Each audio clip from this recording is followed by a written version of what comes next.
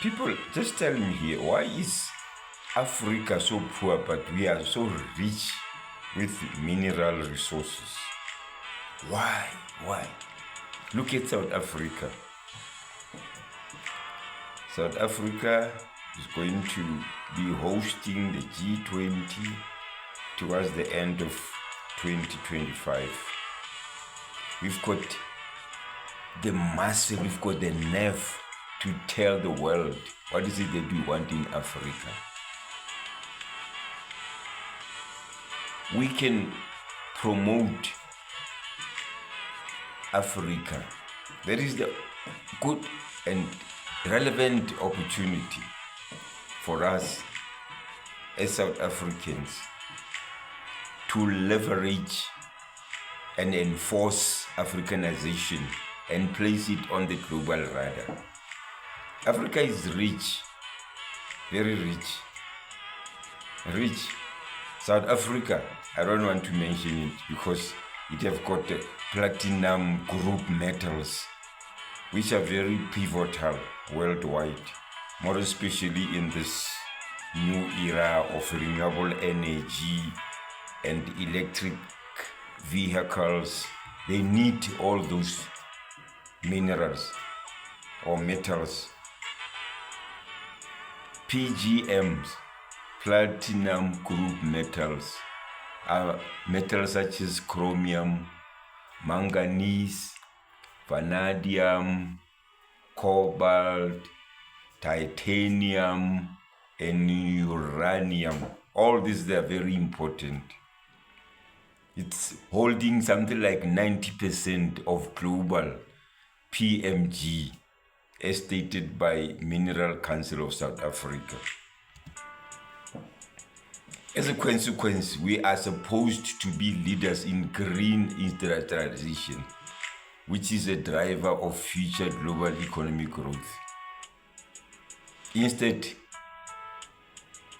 guess what? We are trapped in an economic paradox, exporting raw materials and import them as finished product with greater value than what we charged when we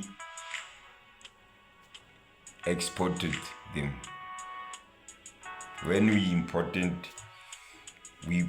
them as finished products, we have to pay more. And who benefit much? China, because China is the one that is buying raw material from South Africa. And we buy from them as finished product, 10 times more expensive than how we sold them. Why not have our own beneficiation? Why don't we have our own plant, smelters, refinery plant? That has been discussed since 2007. Even now, we're still discussing about that. People, we need to wake up. We need to wake up. We need to wake up and have a clear economic policy that will take us somewhere in life. You know, mining share here in South Africa, it's about 7% now in 2023. The contribution of mining in gross domestic product in South Africa is 7%. But years back in the 70s, it was around 25%, somewhere there. So in other words, all the products that we produce in South Africa, mining products, contribute 7%. But we've got so much massive minerals underground. Because of why? Our economic policy is poor. We need to have a very strong financial ministry so that we can have good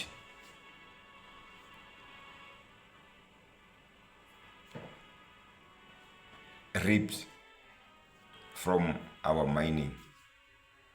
We can benefit from our minerals. We've got a lot of minerals.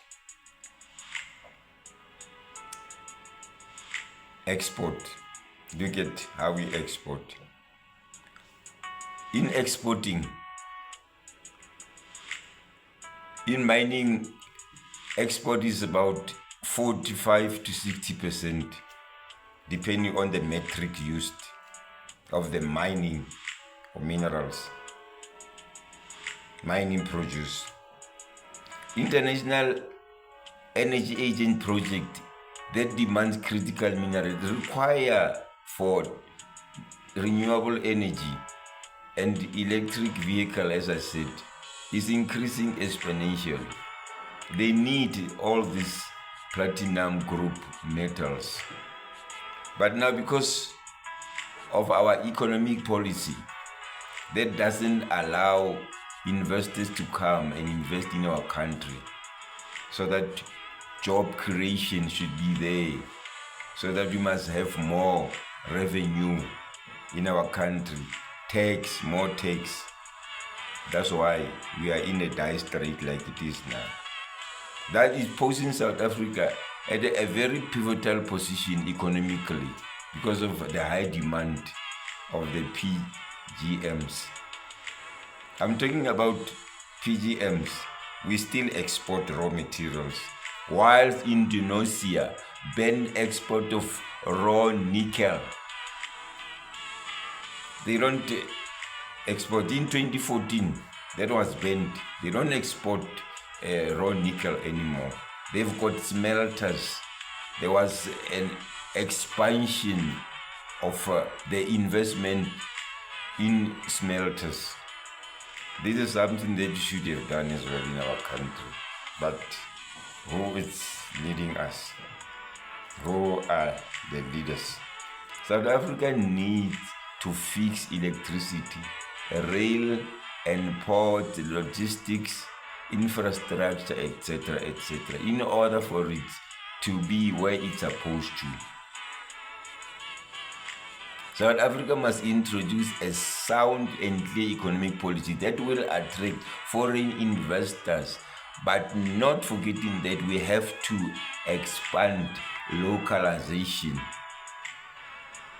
and that all this can be accomplished by successfully easing financial support for SMEs and youth development, research and development, sponsoring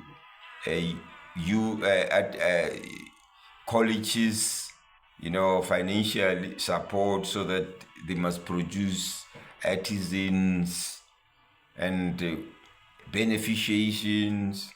We stand a good chance of counteracting tariff hikes implemented by Donald Trump through the introduction of African Continent Free Trade Area, which was introduced now lately. So whereby all the African countries, they can trade without tariffs or without duty charges or tariff charges. So cost price, it's cost price. They don't put anything above that, like it's happening now, where we have to pop out about 30% of duty fee or tariffs there in US. And this is an advantage for us. We can market our product in Africa, we can still market overseas. And that can only be accomplished if we can get our economic policy clear and square and look at industrialization, particularly in the area of beneficiation. Maybe the problem is we've got ministers who don't understand about what is beneficiation, what is all about export, import, dynamics, the metrics thereof. So they don't understand. That's why there is such a delay. in beneficiation. I think even Dakonda, the billionaire in Nigeria, you've got a beneficiation plant. Why can't we here in South Africa? People wake up, our government wake up, we hate in sharp.